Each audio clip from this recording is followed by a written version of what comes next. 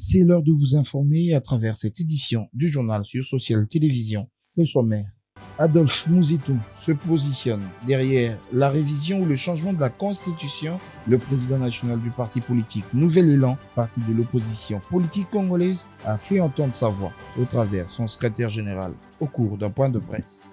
Un pas de géant franchi par les Léopards seniors basketball en phase éliminatoire de la première fenêtre. La République démocratique du Congo a fait un sans faute, 3 victoires sur 3 et entamera la deuxième fenêtre en toute sérénité.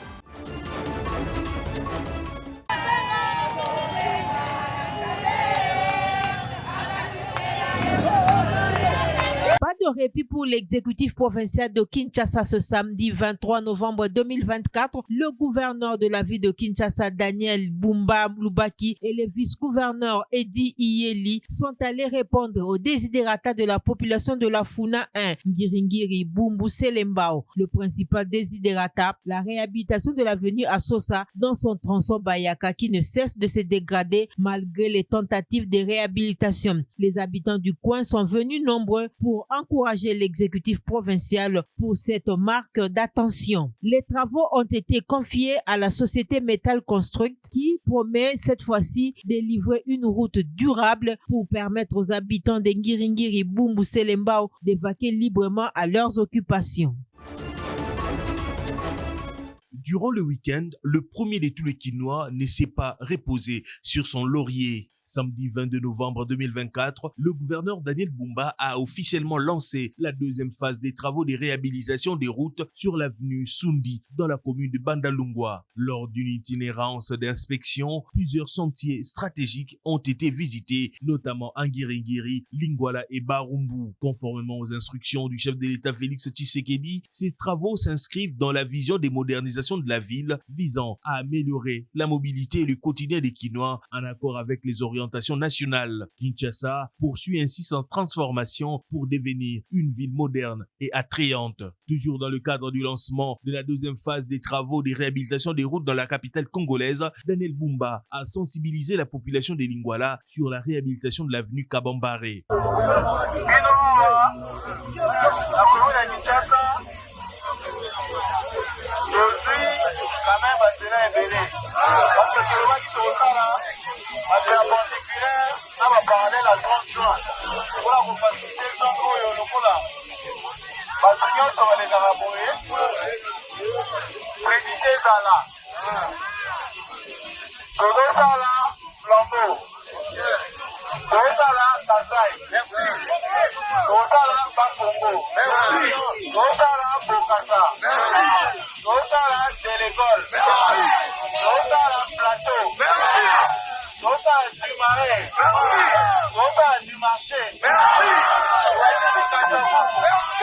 Actuellement, les routes intercommunales impraticables reliant Barumbu, Kinshasa, Lingwala, Gombe sont les suivantes. Avenue Kabinda, des Pins Victoire jusqu'à Phoenix, avenue Kassai, des Kabinda à l'avenue du Commerce, l'avenue Kalembelembe qui joint l'avenue de la démocratie ex-Willery à 24, ex-Willery à l'avenue de Libération ex-24 et l'avenue Nyangwe qui va de Willery à 24 et Kabambare des Flambeaux à Willery.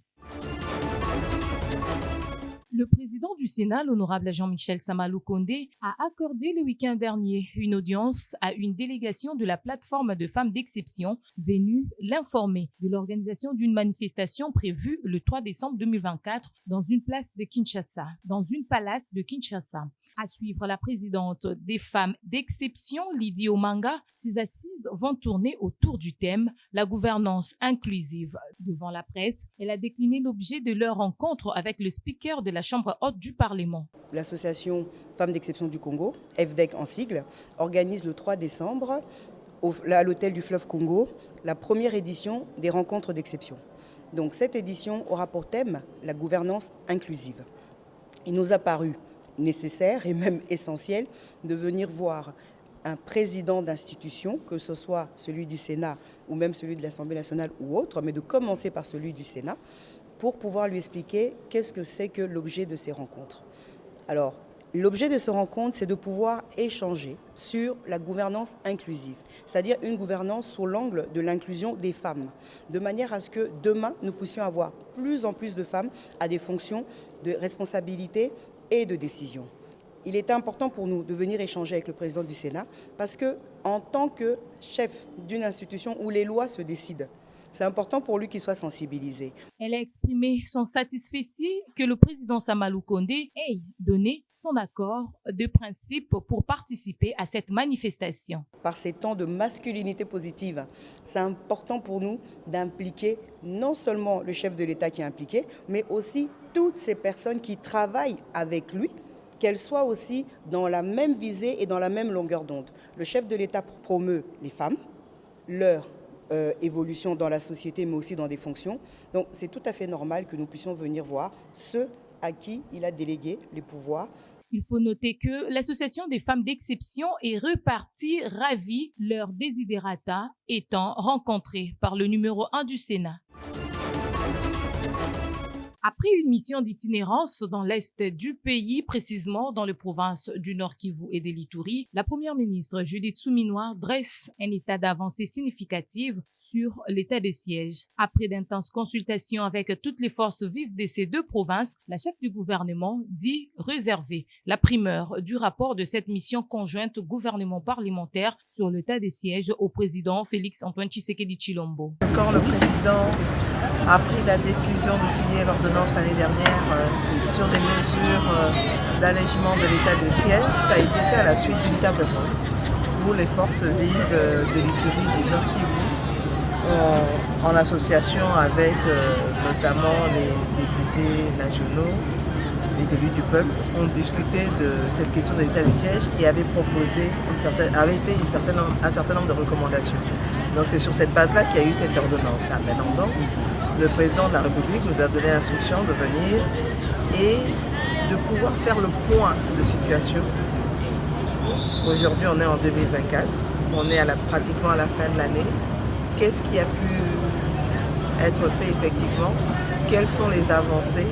Quelles sont les forces? Quelles sont les faiblesses? Raison pour laquelle il était important que nous puissions, avec la délégation qui m'accompagne et qui est constituée de représentants de députés nationaux, sénateurs en majorité faisant partie de la commission défense et sécurité et quelques membres du gouvernement, de pouvoir rencontrer les forces vives, les différentes parties prenantes, que ce soit en termes d'autorité provinciale, que ce soit les élus provinciaux, la société civile, donc vraiment toutes les forces vives pour faire le point de situation avec eux, parce qu'il est important de les entendre. Aujourd'hui, ce que nous voulons, le chef de l'État souhaite, c'est ramener la paix et la sécurité.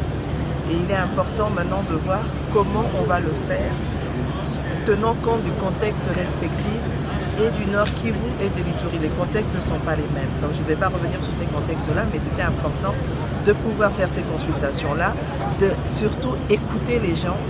Maintenant que nous avons fait ça, nous rentrons sur Kinshasa, nous allons faire le débriefing entre nous, les membres de la mission, et nous allons pouvoir faire des recommandations au chef de l'État. Et je pense que c'est à ce moment-là, quand le chef de l'État prendra sa décision, que vous serez vraiment la quintessence de tout ce qui a pu ressortir de ces consultations. De l'Est de la République démocratique du Congo au Maroc, Judith Suminwa est arrivée le dimanche soir dans la capitale marocaine pour prendre part au forum MEDES qui se tiendra à Tanger sous le thème « Souveraineté et résilience vers un nouvel équilibre mondial ». Cette descente s'inscrit également dans la dynamique de renforcement des liens entre le Royaume du Maroc et la République démocratique du Congo. De l'UDPS et Mosaïque avons suivi avec attention soutenue le message de notre haute autorité politique de référence, son Excellence Félix Antoine Tshisekedi Tshilombo, relatif à la révision ou au changement de la Constitution de la République démocratique du Congo. Conscient des imperfections contenues dans la dite Constitution, à la lumière des enjeux en rapport avec l'intégrité de notre territoire national et les conditions de fonctionnement de nos institutions, avons décidé à l'unanimité et sans condition d'accompagner notre haute autorité de référence dans cette démarche ô combien démocratique. Invitons par conséquent nos bases respectives à se ranger comme un seul homme derrière le chef de l'État pour l'aboutissement heureux du processus ainsi engagé. Fait à Kinshasa le 24 novembre 2024. Nous vous remercions.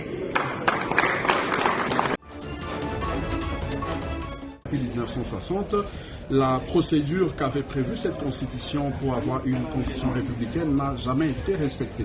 Voilà pourquoi, en tant que tel, nous nous en tenons toujours à cette procédure, partant de notre idéologie et partant même de l'histoire de notre pays.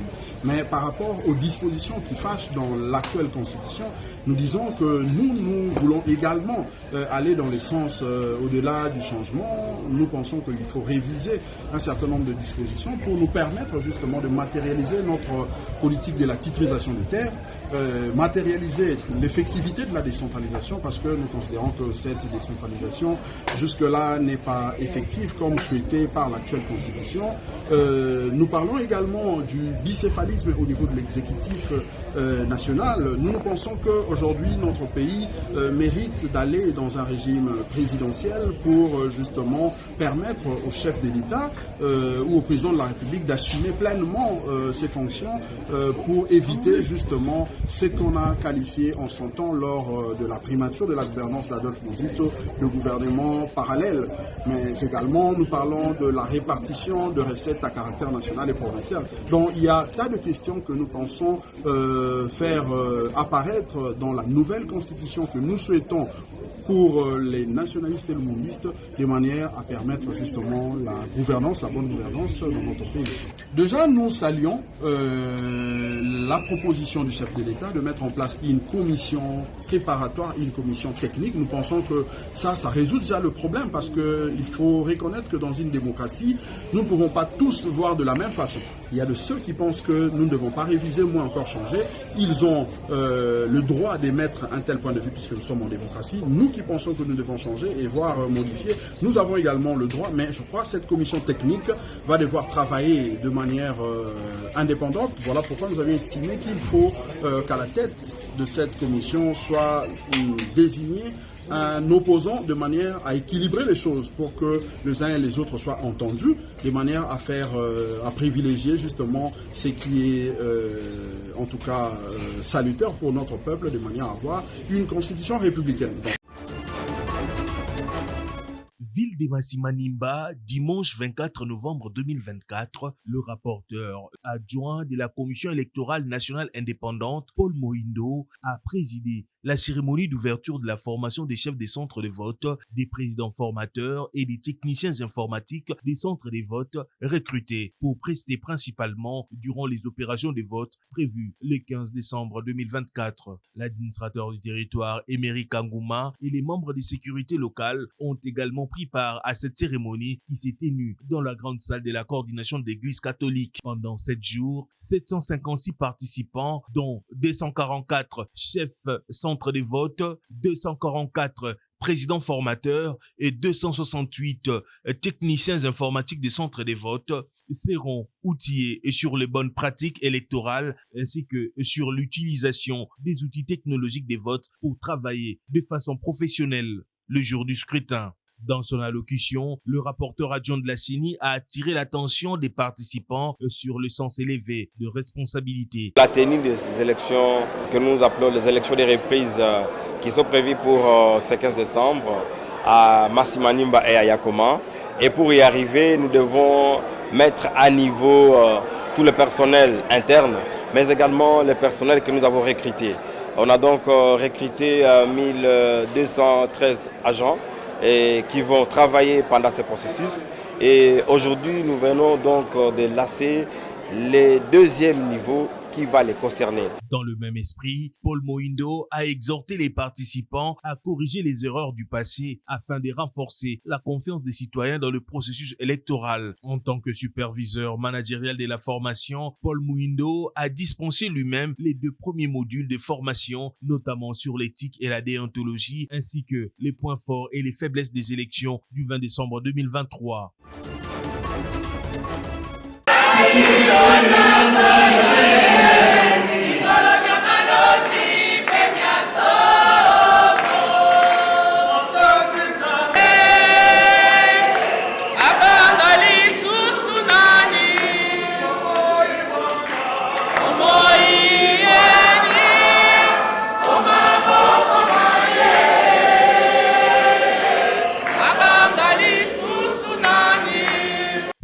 paroisse Saint-Vincent de Paul de Kimbangu dans la commune de Kalamuki a été retenue pour un culte écuménique d'action de grâce ce samedi 23 novembre 2024 pour commémorer une année de plus dans la vie du vice-gouverneur Edi Iye Limolangi. Ces cultes s'est déroulé en présence de membres de la fondation FIM, Fondation Iye Limolangi Edi. Les exhortations des différents officiants ont convergé toutes vers la nécessité de rendre grâce à Dieu en toutes circonstances et mettre Dieu en premier plan. Edi Iye a saisi l'occasion pour remercier Dieu et l'accompagnement du corps du Christ. Dans un premier temps et en sa qualité de vice-gouverneur de la ville de Kinshasa, il a invité la population à intégrer la vision Kinshasa et Zobonga.